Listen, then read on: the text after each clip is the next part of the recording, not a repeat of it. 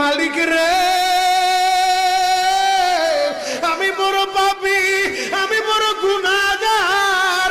ও দয়ার আল্লাহ, আমি 10 বছর তোমার গোলামি করি নাই, আমি 20 বছর গোলামি করি নাই।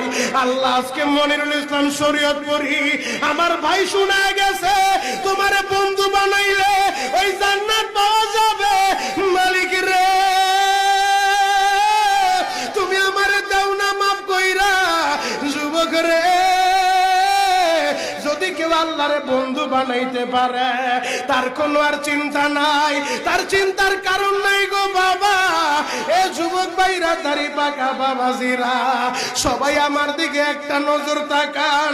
এই যে দেখেন আমি হাতের ভিতরে আহারের টিস্যু দিয়া কাফনের মতো একটা দৃশ্য বানায় ফেললাম। এমন একটা কাপড় আপনার শরীরে একদিন